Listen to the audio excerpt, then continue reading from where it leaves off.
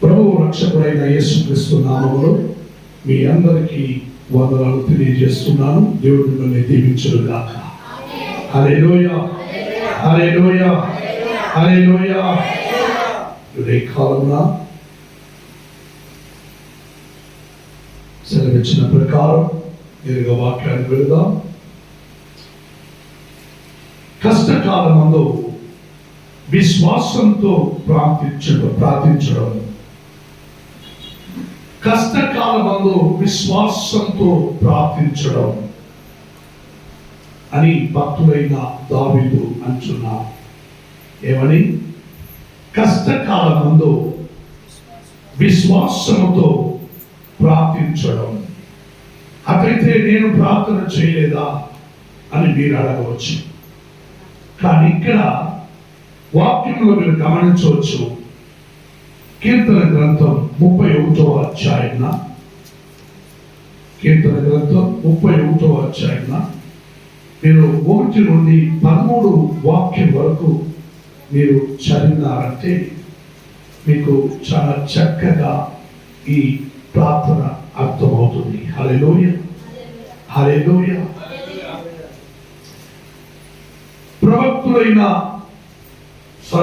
భక్తుడైన దావీదు ప్రభునందు ఈ విధంగా ప్రార్థిస్తాను. యెహోవా నీ శరణు జోచి ఉన్నాను. నన్నెప్పుడును సిగ్గుపడనీయకము. నీ నీతిని బట్టి నన్ను రక్షింపము. నాకు నువ్వు చెవియొగ్గి నన్ను త్వరగా విడిపించుము. నన్ను రక్షించుటకు నాకు ఆశ్రయ శైలముగాను ప్రాకారము గల ఇల్లుగాను ఉండుము. నా కొండ నా కోట నీవే. చదవండి 13 వరకు. నీ నామమును బట్టి త్రోవు చూపి నన్ను నడిపించుము. నా ఆశ్రయ దుర్గము నీవే. నన్ను చిక్కించుకొనుటకు శత్రువులు రహస్యముగా ఓడిన వలలో నుండి నన్ను తప్పించుము. నా ఆత్మను నీ చేతికి అప్పగించుచున్నాను. యెహోవా సత్యదేవా నన్ను విమోచించువాడు నీవే. నేను యెహోవాను నమ్ముకొని ఉన్నాను. వ్యర్థమైన అనుసరించువారు నాకు అసహ్యములు. నీవు నా బాధను దృష్టించి ఉన్నావు. నా ప్రాణ బాధలను నీవు కనిపెట్టి ఉన్నావు. కావున నీ కృపను బట్టి నేను ఆనందపడుతున్నై సంతోషించెదను. నీవు శత్రువుల చేత నన్ను చేరబెట్టలేదు. విశాల స్థలమున నా పాదములు నిలబెట్టితివి. యెహోవా నేను ఇరుకును పడి ఉన్నాను. నన్ను కరుణింపుము. విచారము వలన నా కన్ను క్షీణించుచున్నది. నా ప్రాణము నా దేహము క్షీణించుచున్నవి.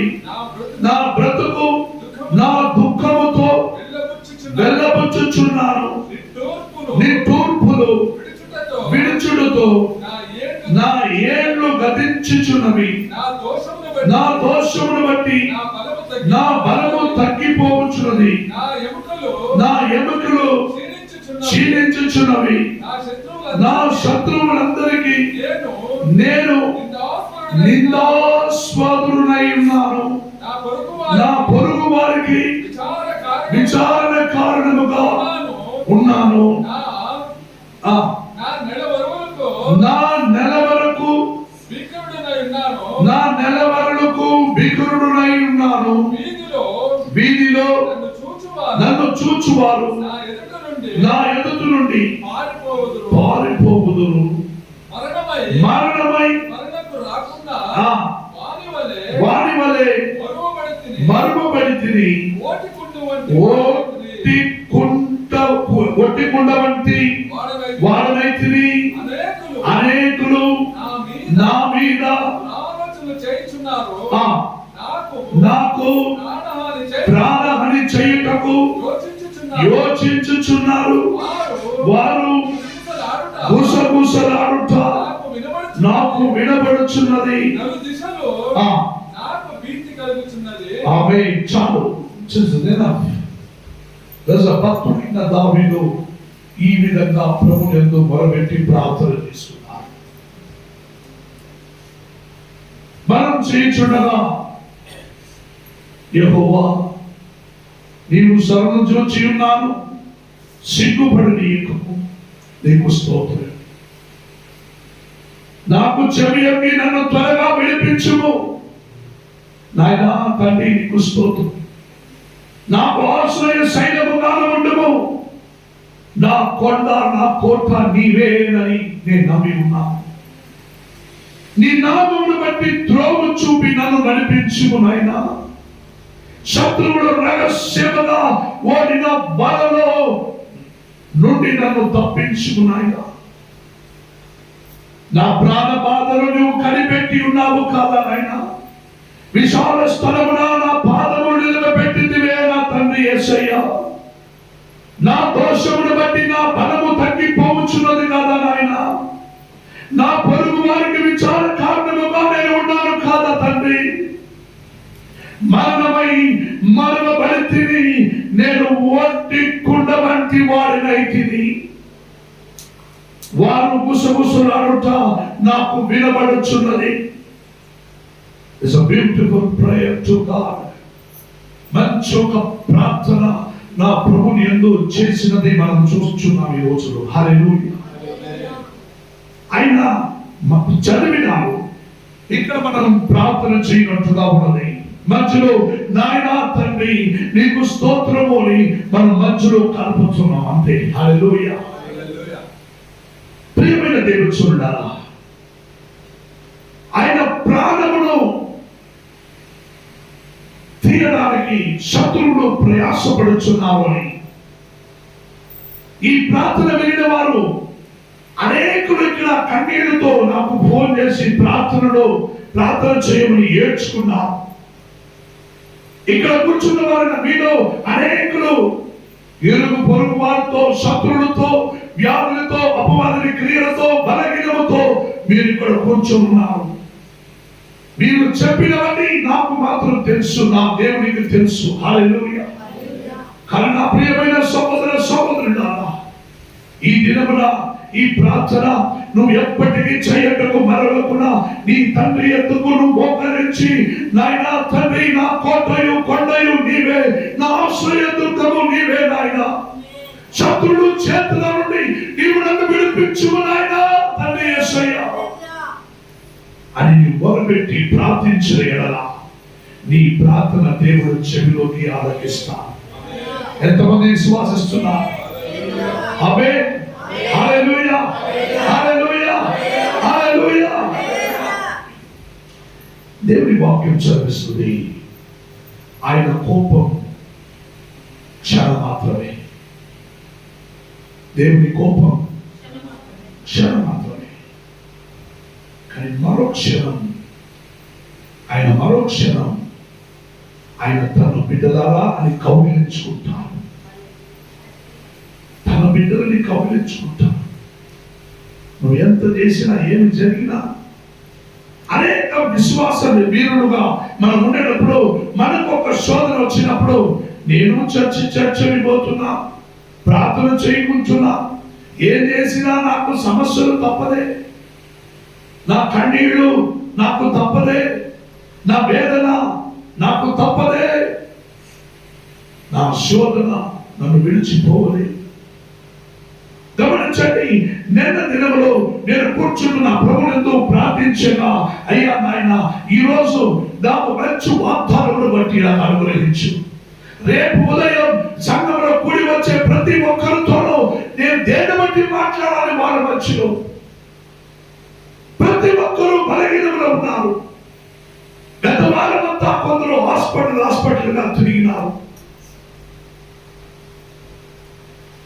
గత వారమంతా కన్నీళ్ళతో బాధపడినారు. కొందరు నాతో ఫోన్ చేసి ఏడ్చుకున్న వాళ్ళు, కొందరు ఆడవాళ్ళు ఇక్కడ కూర్చున్నారు.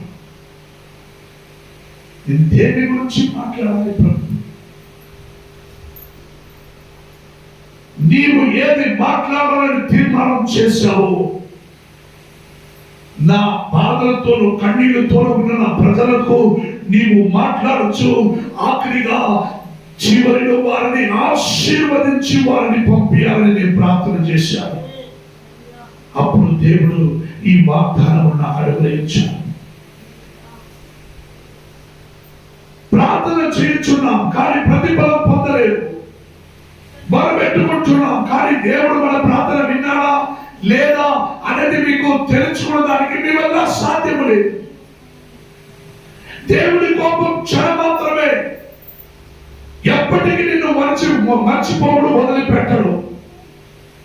కానీ నీ అంతరంలో ఒక పాపము కానీ, ఒక శాపము కార్యములు కానీ, ఒక చెడ్డ మాటలు చూపులు ఏదో ఒక కార్యం చేసినందువల్లే నా ప్రార్థన దేవుడు వింటాడా? అందుకని నువ్వు అప్పుడప్పుడు ప్రార్థన వింటావని నువ్వు మళ్ళీ నువ్వు చేయడం చేసి మళ్ళీ దేవుని ఎదుర్కొచ్చి వచ్చి నీ పాప సమర్పణం చేయకు. మళ్ళీ ప్రభువుని సిలువలో వేయకు. నీవు చేసిన పాపం వలె ఏకైక పుత్రుడైన నా ప్రభు యేసు ఇహలోకములో నీ కొరకు దిగి రాజుగా వచ్చామని వాక్యం చదివిస్తున్నా. నీవు మీ తల్లి తాతలు ముత్తాతలు మీ వారందరూ చేసిన పాపం, నేను నా వారందరూ చేసిన పాపము వలె ఆయన కల్వరి శిలువలో 6 గంటల చేపు ఏలాడి నీ కోసం ప్రాణత్యాగమును చేశావు. అందుకని నువ్వు ఒక్కసారి ప్రార్థనలో నాకు శోధన వచ్చింది, కన్నీరు ఉన్నాయి, వేదన ఉన్నాయి, నీ కన్నీళ్లు వేదన ఆయన తీర్చినాడు సిలువలో. నీ పాప శాపము నీ రోదన ఆయన సిలువలో తీర్చాడమ్మా. ఇంకా నీవు అదే చిన్న విషయంలో నీవు కన్నీళ్లు విడుచుచున్నావు. నీ వల్ల ముందు కొనసాగడానికి నీకు అసాధ్యమైనది కారణం నా ప్రార్థన వినబడిందా లేదా అని తెలియడానికి నీకు అసాధ్యమైనది. ఒక వాక్యం గమనించావా? యేసుక్రీస్తు శిలువలో ఒక మాట అన్నారు. లూకా 23:46 ఏం చెప్పింది? చెప్పండి.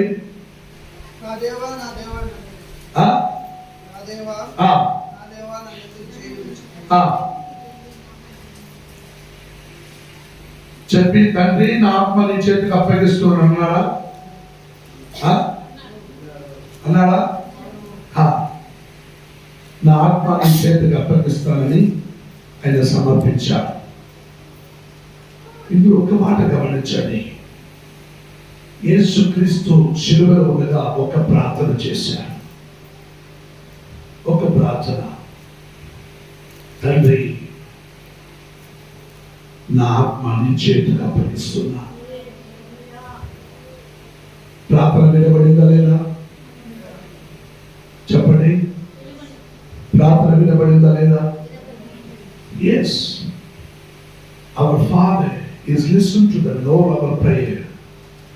మన తండ్రి అయిన దేవుడు తన ప్రార్థనలన్నీ వింటా ఉన్నాడు. దానికి ఒక సాక్షి ఉంది. ధర్మశాస్త్రంలో బైబిల్లో ఒక సాక్షి ఉంది. గమనించుదామా? చూసుకుందామా? ప్లీజ్ రీడ్ ద అపోస్తలుల కార్యములు. యెరెమీయా గ్రంథమందు 15వ అధ్యాయమున మొదటి వాక్యం చదవండి. యెరెమీయా 15వ అధ్యాయం మొదటి వాక్యం చదవండి. గమనించండి. అందరూ బైబిల్ తెరుచుకున్నారా? అందరూ తెరుచుకున్నారు? వన్ సెకండ్ సిస్టర్, అందరూ బైబిల్ తెరుచుకోండి. యెరెమీయా 15వ అధ్యాయం మొదటి వాక్యం. Book of Jeremiah, chapter 15, verses 1. ಯೆರೆಮೀಯ 15ನೇ ಅಧ್ಯಾಯ 1ನೇ ವಾಕ್ಯ ತಗೊಂಡಿದ್ದೀರಾ? ಎಲ್ಲ ತಗೊಂಡಿದ್ದೀರಾ? ಓದಿ ಸಿಸ್ಟರ್. ಕೇಳಿರಿ. ಅప్పుడు ಯೆಹೋವಾ ఏమని? నాకు ఇలాగ సెలవిచ్చెను. మోషేయు సామువేలును నిలవబడినను ఈ ప్రజలను అంగీకరించుటకు నాకు మనస్సున్నందుకు నా సన్నిధిని నుండకుండా వారిని అబే. ಅರ್ಥ ಆಗಿದೆಯಾ? ಈ ಪ್ರಾರ್ಥನೆ ನಿಮಗೆ ಅರ್ಥ ಆಗಿದೆಯಾ? ಯೆರೆಮೀಯ 15:1, యెరెమీయ 15:1 తెలుగులో చదువుతున్నాను సహోదరి. యెరెమీయాతో దేవుడు ఈ విధంగా సెలవిస్తున్నాడు. యెరెమీయా, ఎందుకు ఈ మాట యెరెమీయాకు చెప్పారు? కరువు కాలం. యెరెమీయా దినములలో కరువు కాలం. వానం లేదు, వర్షం లేదు, భూమిలో పంట లేదు, భయంకరమైన కరువు కాలం. దేవుడికి ప్రజల మీద కోపం. ప్రజల మీద దేవుడికి కోపం. ఈ ప్రజలకు ఇంకా నేనేమి చేయను. ప్రవక్తుడుగా పెట్టబడిన యెరెమీయా దేవుని ఎద్దుకు వచ్చి మొరపెట్టుకుంటూ ప్రార్థించాడు. నాయనా తండ్రి యేసయ్యా, ప్రభు కాచు దయచేయము నాయనా, భూమి ఎండిపోయినది, ప్రజలు అల్లాడిపోతున్నారు, అన్నమాహారం లేక అని మొరపెట్టాడు యెరెమీయా. యెరెమీయా ప్రవక్తుడుగా మొరపెట్టి వాన వర్షం కోసం కోరుకున్నాడు. అప్పుడు దేవుడు ఏమన్నాడు తెలిసిన? దేవుడు ఏమన్నాడు? యెరెమీయా, నువ్వు వాళ్ళ కోసం ప్రార్థన చేయకు, నేను వినను.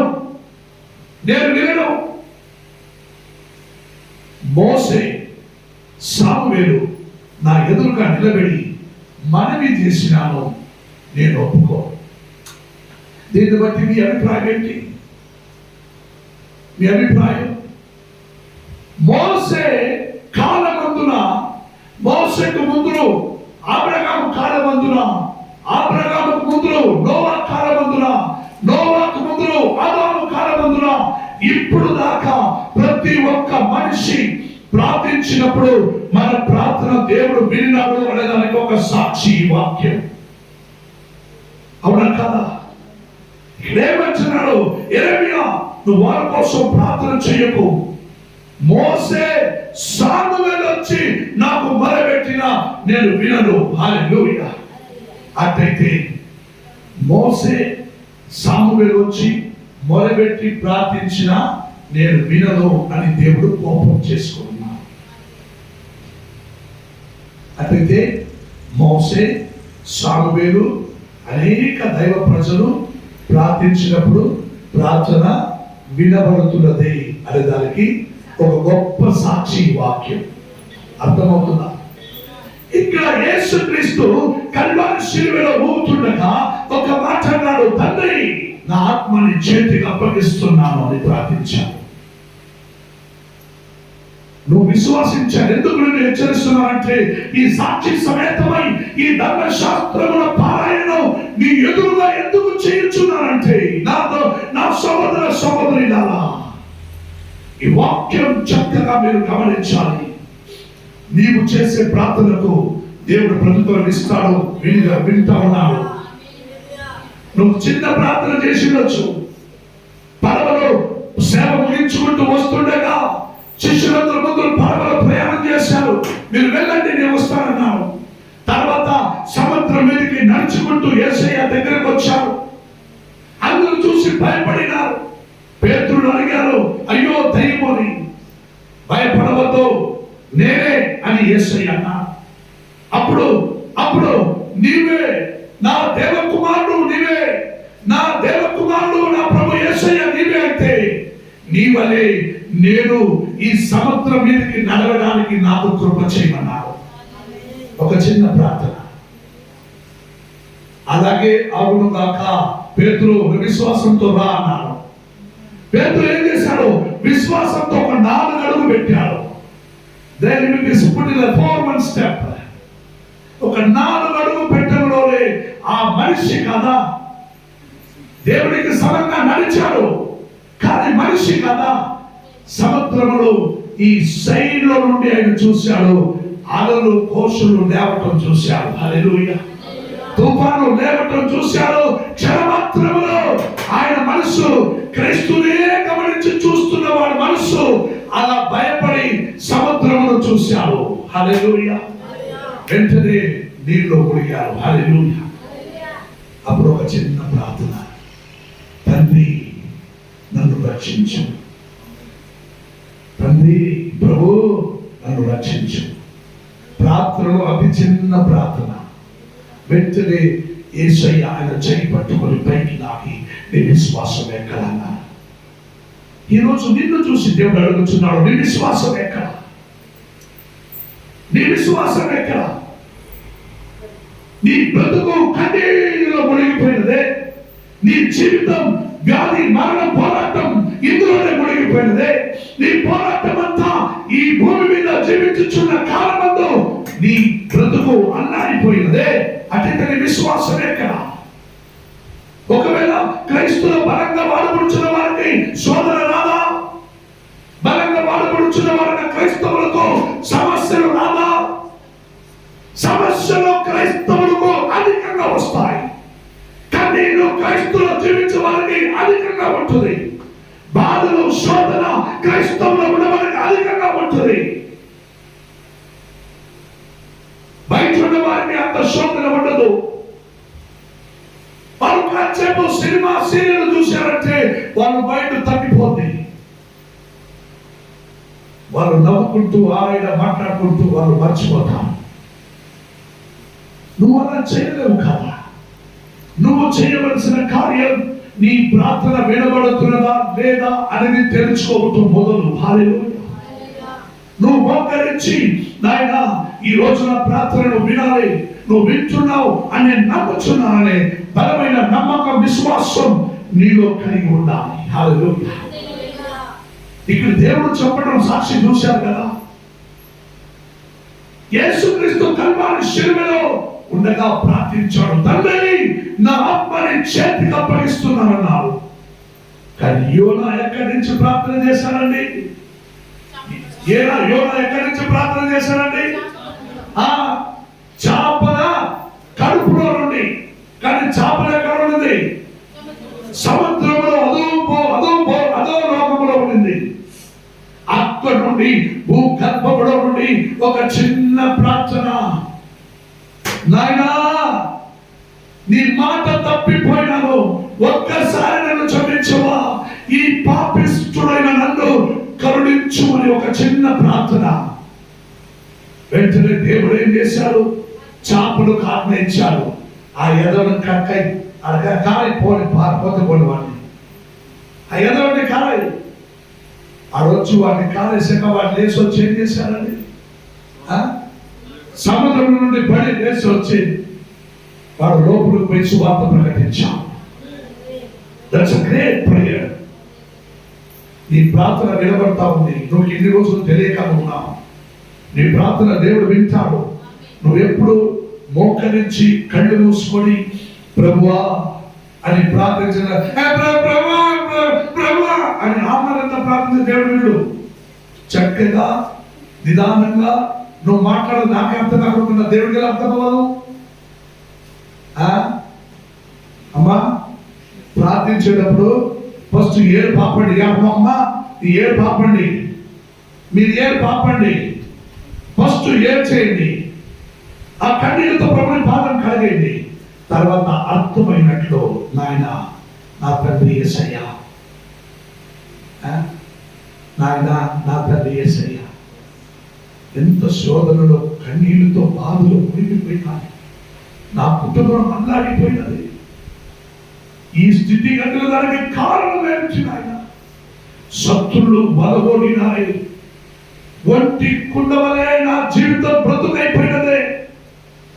యెరెమీయా కాలమందున కరువు కాలం ఉన్నప్పుడు ఐశ్వర్యవంతులు డబ్బులున్న వాళ్ళందరూ తన పని నుంచి ఏం చేశారు? నీళ్లు మోసుకున్నారా? పోరా. వాళ్ళు బిడిగా కొండలు తెచ్చుకున్నారు, నీళ్లు మోసుకుని వచ్చినారు పోయారు. ఆడ నీళ్లు లేవు, ఎండిపోయినాయి. ఒట్టి కొండతో నీళ్లు లేకుండా వాపసు వచ్చారని వాక్యంలో ఉన్నాయి. ఆ ప్రకారమే ఈ రోజు నేను ఒట్టి కుండ అంటే తెలుసా? అర్థార్థానికి ఒట్టి కుండ అంటే ఏంటండి? బరీ బిందిగే. బరీ బిందిగే, నీళ్లు లేని బిందిగే. భక్తులు అంటున్నాడు, నేను ఒట్టి కుండనైతివే, నేను ఒట్టి కుండనైతివే. నా కోట నీవే, నా దుర్గము నీవే. నాయనా నా తండ్రి యేసయ్యా, నాకు కృప చేయమని భక్తులు ప్రార్థించినది నీకు తెలియదా? నువ్వు మోకరించి ప్రార్థించుచుండగా నీ ప్రార్థన దేవుడు వింటాడనే విశ్వాసం మొదలు నీకుండాలి. తర్వాత నువ్వు ప్రార్థన చేయి. వింటాడో లేదో అని అనుకుంటూ నీ ప్రార్థన వినబడదు. ఇన్ని రోజులు ప్రార్థన చేశావు, నీ ప్రార్థన వినబడిందా లేదా అని చెప్పడానికి నీ వల్ల సాధ్యమా? If it possible to say, నీ వల్ల అసాధ్యము. నీ ప్రార్థన వినబడిందా లేదా అని చెప్పడానికి నీ వల్ల అసాధ్యము. మొదలు నీ ఏడుపు మొహం ఆపి మొదలు ఏడ్చినట్టు ఏడ్చేయి. నీ కన్నీళ్లతో ప్రభుని పాదం కడుగు. తర్వాత చక్కగా నీ ప్రభుని ఎందుకు మాట్లాడు. నాయన, నేను పాపిలో ప్రధాని, నేను తప్పు చేశాను, ఒప్పుకుంటున్నాను. మళ్ళీ నేను తప్పు చేయను. మళ్ళీ నేను నిన్ను సిలువలో వేయను. మళ్ళీ పాప క్షమాపణ కోరుకున్నది, బల్లాంలో తీసుకున్నది, మళ్ళీ అదే తప్పు అదే పాపం చేసేది, మళ్ళీ వచ్చేది, మళ్ళీ పోయేది, మళ్ళీ చేస్తా ఉంటే నువ్వు మళ్ళీ నువ్వు క్రీస్తుని సిలువలో ఎలాడడానికి చేద్దామని అనుకుంటున్నావా? నీకోసం మరొకసారి క్రీస్తు పసిబిడ్డగా పుట్టి భూమిలో కన్ని గర్భాలు తల్లి మరియ గర్భంలో పసిబిడ్డగా పుట్టి మళ్ళీ రాడు. మళ్ళీ నీకోసం రాడు. మళ్ళీ 33 సంవత్సరాలు మళ్ళీ భూమిలో నీకోసం జీవించడు. మళ్ళీ నీకోసం కల్వారి శిలువలో ఎక్కి మరణించడు. మళ్ళీ నీకోసం మళ్ళీ చచ్చిపోయి మళ్ళీ పునరుత్థానమవ్వడు. అదే ప్రకారమే నీవు కూడా మళ్ళీ పుట్టి మళ్ళీ నువ్వు జీవించలేవు. నీకు ఒక్కటే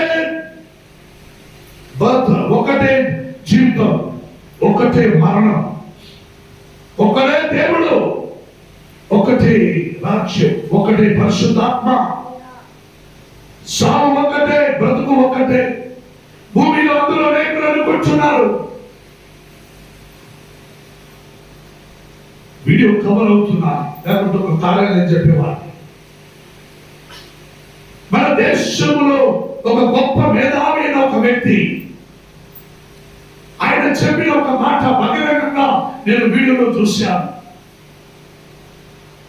ఒక సముదాయం మధ్యలో ఇతడు వేరే సముదాయం, ఒక సముదాయం మధ్యలో ఆయన మాట్లాడుతుండగా ఒక మాట అన్నాడు, నేను మళ్ళీ ఒక జన్మ వ్యక్తిని పుట్టితే నీ సముదాయంలో పుట్టుతానని ఒక మేధావి చెప్పాడు. హల్లెలూయా.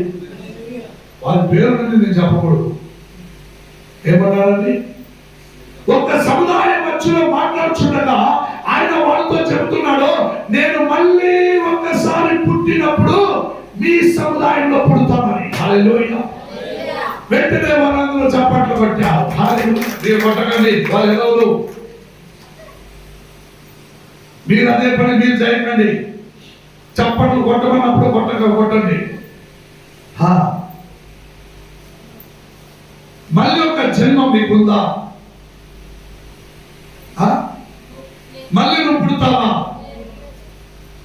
క్రీస్తులో బలమైన ఒక విశ్వాసం, ఒక్కటే జీవితం, ఒకటే మరణం, మళ్ళీ మరొక జీవితం, మరొకసారి పుట్టడం.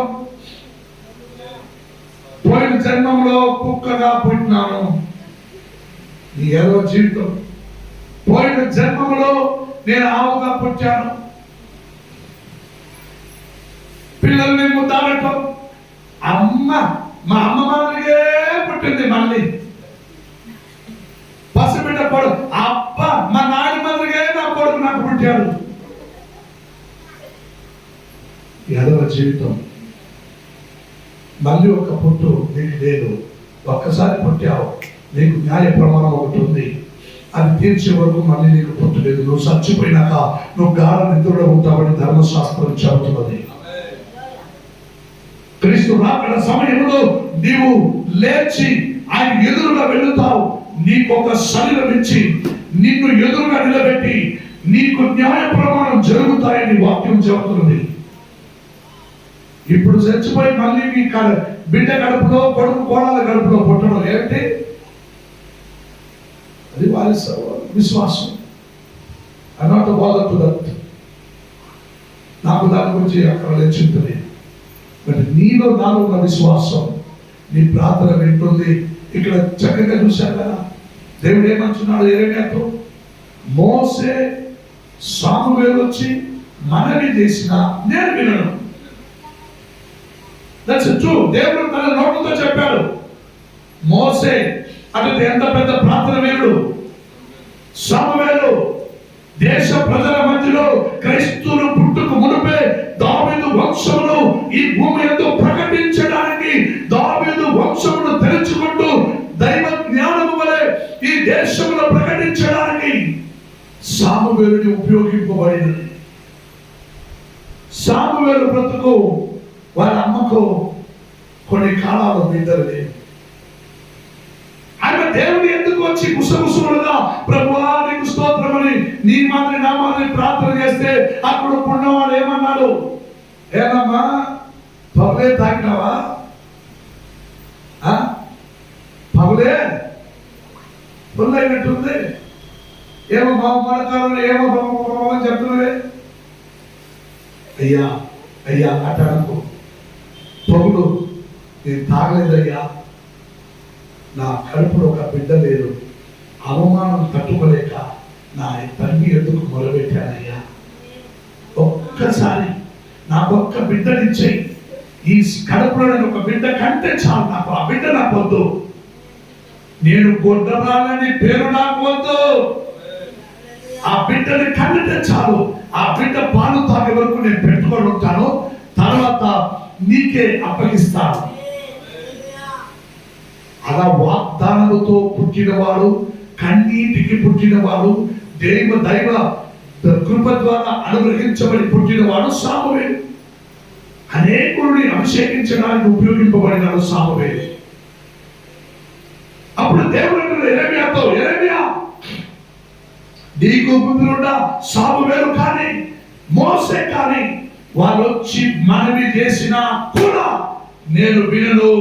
ఈసారి ఈ దేశ ప్రజల మీదకి నా కోపం బలంగా ఉంది, మనవి చేయవద్దు, నేను వినను అని యెరెమీయాతో దేవుడు అన్నాడు.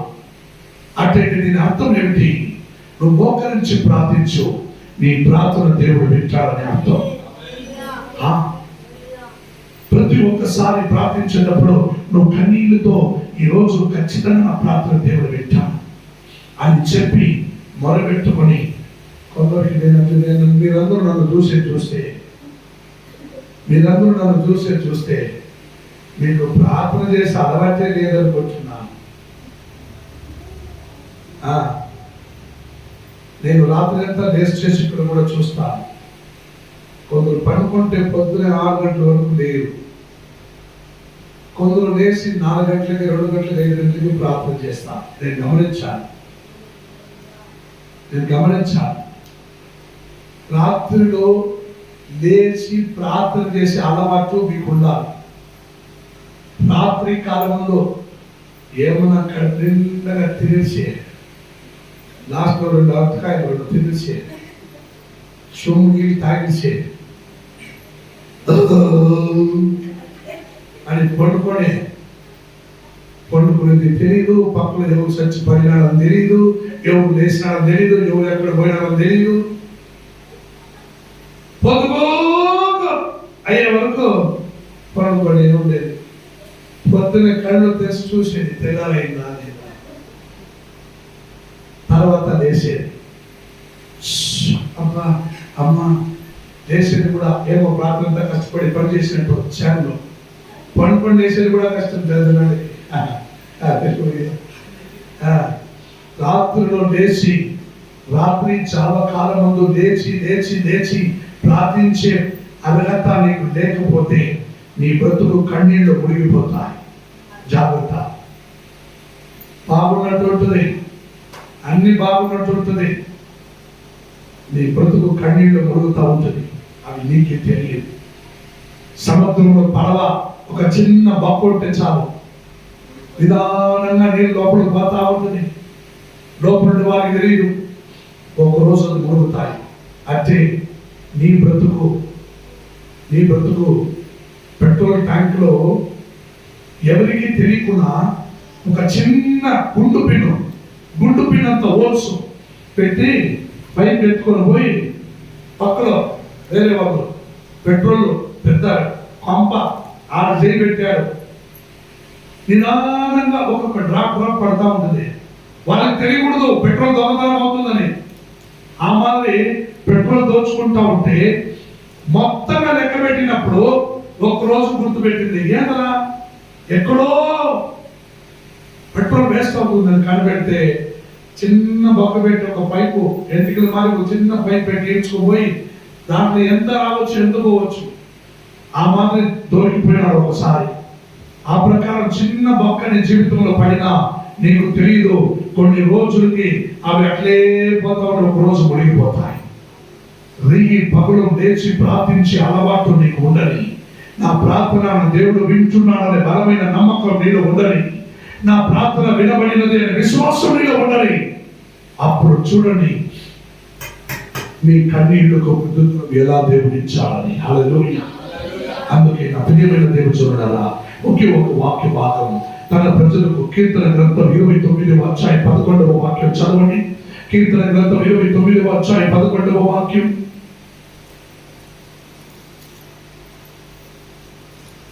కీర్తన గ్రంథం 29:11 స్పష్టంగా గమనించండి. యెహోవా తన ప్రజలకు బలమును అనుగ్రహించెను. యెహోవా తన ప్రజలకు సమాధానము కలుగజేసి వారిని ఆశీర్వదించెను. చెప్పండి ఆమేన్, ఆమేన్, ఆమేన్, హల్లెలూయా. మొదలు నువ్వు ప్రార్థించడం నేర్చుకో. ప్రార్థించేటప్పుడు మొదలు ఒకటి ఏడ్చు, లేకుంటే ప్రార్థన చేయి, లేదా ప్రార్థన చేయి తర్వాత ఏడు. రెండు ఒకసారి చేయద్దు. నీ ప్రార్థనకు దేవుడు వింటున్న బలమైన విశ్వాసం నీలో ఉండాలి. నీకు డౌట్ వస్తే ఈ యెరెమయా 15వ అధ్యాయం తీసుకుంటూ వాక్యం చదువు. 14, 15, 16 వాక్యం అంతా మీరు చదివితే ఎందుకోసం ఈ మాట దేవుడు యెరెమయాతో చెప్పాడు. హల్లెలూయా. ప్రవక్తల ప్రార్థన అప్పుడప్పుడు ప్రవక్తలు ప్రార్థన చేశారు. అప్పుడు దేవుడు దిగి వచ్చి, యెరెమయా నువ్వు వీళ్ళ కోసం ప్రార్థన చేయకు, నేను వినను, చేయొద్దు. మండు జనములు ఏమంటారు, వాడు మొండు పోకరిస్తున్నాడు.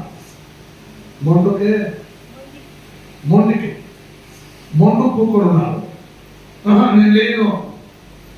నేను లేను అని మొండు పూకున్నాడు. నువ్వెంత చెప్పినా వాడు లేడు. వాడు ఒకటో రెండో వస్తే వాడే చేస్తాడు. నువ్వు చేసి హల్లెలూయా.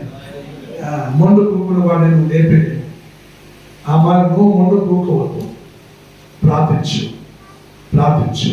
నీ ప్రార్థనకు ప్రతిఫలం తప్పదు. ప్రార్థించే వారిని తన ప్రజలకు దేవుడు ఆశీర్వాదం తప్పదు అని చెప్పి వాగ్దానానికి అనుగుణంగా నువ్వు వినేవాడు అయితే లేచి నిలబడండి. మీ కొరకు నేను ప్రార్థన చేస్తాను. Please stand up everyone. Please stand up. అందుకు లేచి నిలబడండి. Thank you lord. మీరందరూ బలహీనలు ఉన్నారని నాకు తెలుసు. ఈరోజు మీతో మాట్లాడడానికి దేవుడి మాటలు ఇచ్చారు. అందరూ కళ్ళు మూసుకోండి. అందరూ కళ్ళు మూసుకోండి. ప్రభువా నాకు చెవి యొగ్గి నన్ను త్వరగా విడిపించుకున్నాయినా. నాకు ఆశ్రయ శైలముగా ఉండుము. నా కొండ కోట నీవే. నీ నామమును బట్టి త్రోవ చూపించి తప్పించుము నా తండ్రి యేసయ్యా. శత్రువుల రహస్యముగా పడిన బాధల నుండి నన్ను తప్పించుము నాయనా. నా ప్రాణ బాధలు నీవు కనిపెట్టుకున్నాము నాయనా. విశాల స్థలమున నా పాదములు నిలబెట్టుము నాయనా. నా దోషమును బట్టి నా విచారణముగా ప్రభువా, నా దోషమును బట్టి నా బలము తొలగిపోవును ప్రభువా. నాయనా తగ్గిపోవచ్చున్నది నాయనా. నా పొరుగు వారికి విచార కారణముగా నీవు చేయము నాయనా. మరణము వరకు నేను పడిపోతుంది నాయనా. ఒట్టికుండ బట్టి వారినైతే నాయనా. నన్ను విడిపించుము నాయనా. నన్ను కాపాడుము నాయనా. తండ్రి నా ఆత్మని చేతికి అప్పగించి ఉన్నానని నీవు ప్రార్థించిన ఎడల, ఇదిగో గర్భముల నుండి యోగా ప్రార్థించిన ఎడల, యేసునైనా నీవు కల్వరి శిలువలో ప్రార్థించిన ఎడల, మా విశ్వాసులు ప్రార్థించినప్పుడు వారి ప్రార్థనకు ప్రతిత్తరమేమో నాయనా. నీ దయ వాళ్ళకు చూపించు.